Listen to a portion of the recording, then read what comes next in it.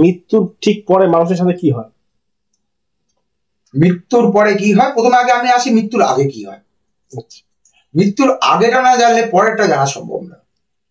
দেখো, মৃত্যুর আগে এটা হয়, মৃত্যুর যে একটা জিনিস দেখবে, কোনো পেশেন্ট যেদিন মারা যায় সে খুব অসুস্থ, কিন্তু সেদিনই হঠাৎ করে সুস্থ হয়ে যায়।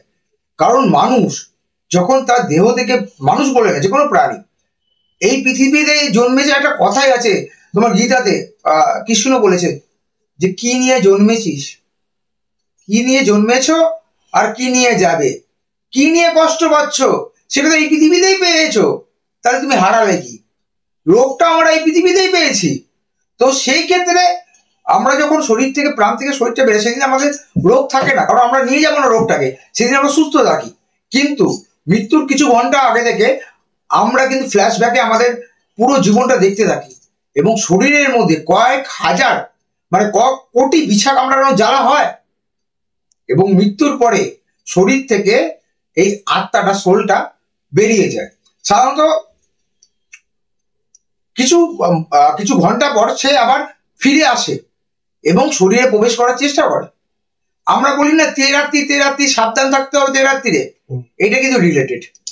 এই আমাদের যে 72 ঘন্টা, 3 দিন পর এর একটা চেতনার জন্ম হয়, যেই টাইমে সে শরীরে প্রবেশ করার চেষ্টা করে এবং তার কাছের মানুষগুলোকে জানান দেওয়ার চেষ্টা করে যে আমি আছি তো, তুই কাকে খুঁজছিস। কিন্তু মানুষ তো বুঝতে পারে না, তখন তারা কোনোভাবে, মানে হঠাৎ কোনো একটা কিছু দেখলো বা কিছু একটা ফিল করলো, তো সে হঠাৎ সাডেন একটা ভয় পেয়ে বা ট্রমাটিক হয়ে একটা অ্যাক্সিডেন্ট ঘটে গেল। তার জন্য বলা হয় কিন্তু যে তেরাত্রিরে সাবধানে থাকিস। আত্মা কিভাবে সিদ্ধান্ত নেয় সে কোন রূপে জন্ম নেবে? আত্মা কোনোদিন সিদ্ধান্ত নেয় না। আজকে সিদ্ধান্ত, দেখো, আমরা সিদ্ধান্ত নেওয়ার কি, একটা জিনিস বুঝতে হবে, আমরা যা এসছি এই পৃথিবীতে, সৃষ্টিকর্তা সৃষ্টি আমরা, সে যেইভাবে আমাদের সৃষ্টি লিখেছে সেই বিধানে বিধিতেই কিন্তু আমাদের জন্ম হবে, সেটা আমরা কিন্তু কেউ না। তাহলে তো আত্মা একমাত্র আত্মা হয় না তা না। এখানে বুঝতে হবে, যারা সাধক হন, ঠিক আছে, দেখবে কিছু ক্ষেত্রে সাধকদের সমাধিস্থ করা হয়। তো যারা সেই উচ্চ মার্গের যারা সাধক হয়, তারা কিন্তু তাদের পুনর্জীবন তারা নিজেরাই ঠিক করে আসে। যেমন বামদেব বলেছিলেন যে আমি 3 রূপে আসবো, চিনে নেওয়ার দায়িত্ব তোদের। তো সাধক ছিলেন, আর সবাই তো সাধক হতে পারে না। প্ল্যানচেট ছাড়া ও মৃত মানুষের সাথে কি কথা বলা যায়? সব থেকে সহজ পদ্ধতি হলো, দেখো, প্ল্যানচেট। তার কারণ হলো আজকে রবীন্দ্রনাথও প্ল্যানচেট করত, ঠিক আছে।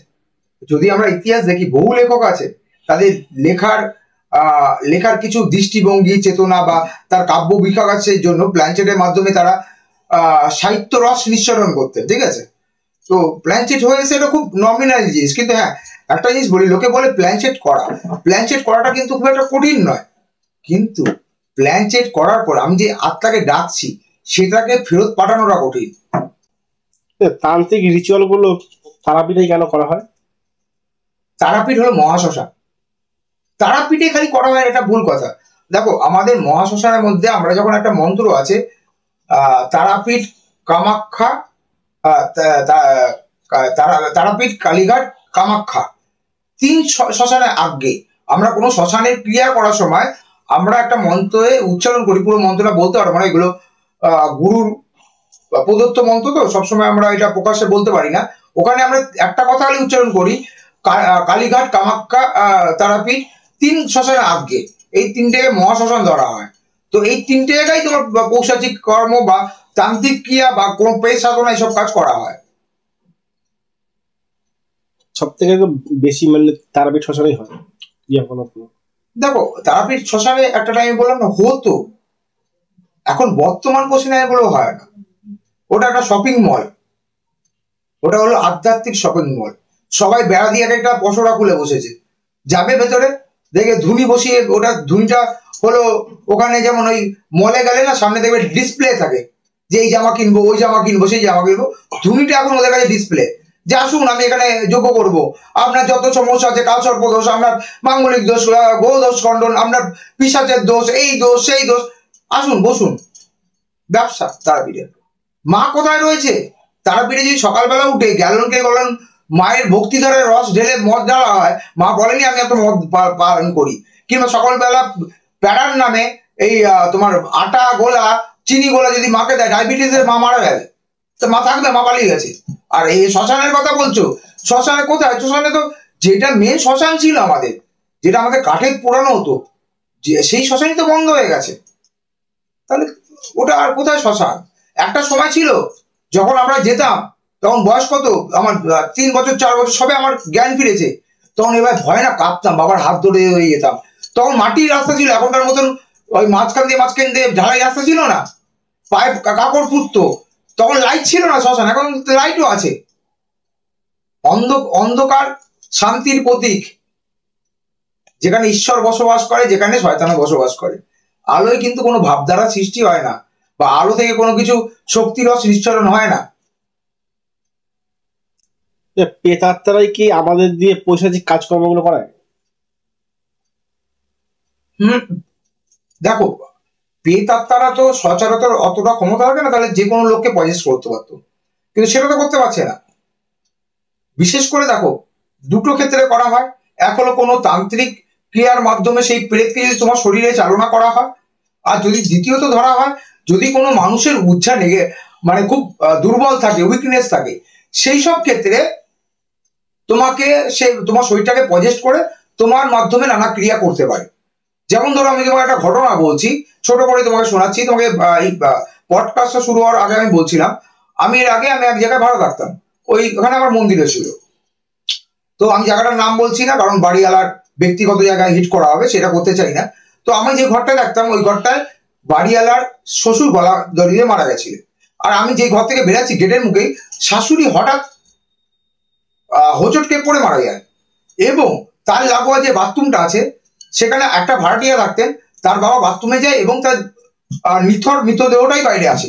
কিন্তু এই তিনটের মৃত্যু রহস্য আজ পর্যন্ত কেউ জানে না। আমরা যখন ভাড়া নিয়েছিলাম তখন এই কথা বলা হয়নি। আর পাড়াটা সত্যিকারের নির্ঝুম, কেউ কারোর সাথে কথা বলে না, আর চতুর্দিকটা ওই জঙ্গল টাইপের হয়ে রয়েছে, সেই জন্য ওই কারোর সাথে অতটা মিল নেই। আর বাড়িওয়ালা প্রথম থেকে আমাদের বলতো কারোর সাথে কথা বলবেন না, সমস্যা হতে পারে।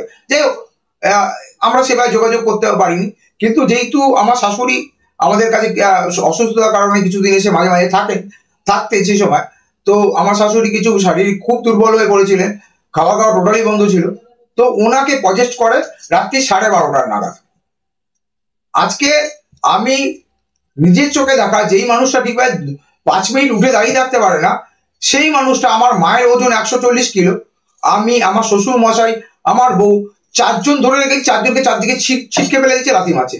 এই শক্তিটা কোথা থেকে আসছে? দ্বিতীয় কথা হলো, উনি যে কথাগুলো বলছে ওনার জানার ব্যাপারই না, কারণ আমরাই জানি না, বাড়িওয়ালা আমাকে কোনোদিন বলেনি।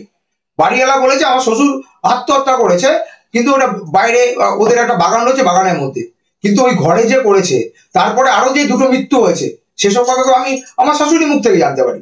তাহলে এটাকে আমি পজেস্ট ছাড়া কি বলবো? তাহলে নিশ্চয়ই ওই আত্মাগুলো ওনার মধ্যে প্রবেশ করে ওনাকে দিয়ে পজেস্ট করা হয়েছে। আমি রাত্রি 2:30 থেকে 4 ঘন্টা আমি আত্মার গায়ে ছাড়ানোর চেষ্টা করেছি, এতটা স্ট্রং ছিল। লাস্টে 45 মিনিট আর 2 কেজি চাল থালা চালান করার মাধ্যমে শরীর থেকে আমি নেগেটিভ এনার্জিটাকে বাইরে করি। আমার শরীরের উপর আঘাত করা হয়েছে, উনি ওই শরীরের মধ্যে আমাকে খিমচে মেরে মুড়ে একাকার করেছে। এই শক্তিটা পেলো কোথায়? একটা নমিনালি তুমি চিন্তা করো, একটা মানুষ যে উঠতে পারে না, দীর্ঘদিন খায় না, বিছানায় পুরো মানে বিলীন হয়ে রয়েছে, সেই মানুষটা হঠাৎ অত পৈশাচিক ক্ষমতা পেলো কোথা থেকে? তার শক্তিটা আসলো কোথা থেকে? তা এটা পজিস না। মানুষ সুসাইড করে, সুসাইডের আগে যদি কারো নাম লিখে যায়, ঠিক আছে, তাহলে সে কি শাস্তি পায়? দেখো, শাস্তি তো পায় না। আমাদের ভারতীয় সংবিধানে তো মানে কয়েক বছরে শাস্তি হয়। এমন ঘটনা আগে 13 বছর জেল খেটেছে, তারপরে তাকে দোষী সাব্যস্ত করা হয়েছে। আবার এমনও দেখা যাচ্ছে যে যাবজ্জীবনে কয়েক মাসে আগে তার হঠাৎ রায় বেরালো যে সে নির্দোষ। তো এখানে দোষ নির্দোষের ব্যাপার না, কিন্তু যদি সেই যে সুইসাইড করছে তার আত্মা যদি ক্ষমতা থাকে, পাওয়ারফুল হয়, তাহলে সেই তার বদলা নিয়ে নেয়। কারণ একটা জিনিস জানবে, আমাদের যে জীবদ্দশা, এই আত্মার ব্যাপারটা ক্লিয়ারেন্স তোমাকে দিই।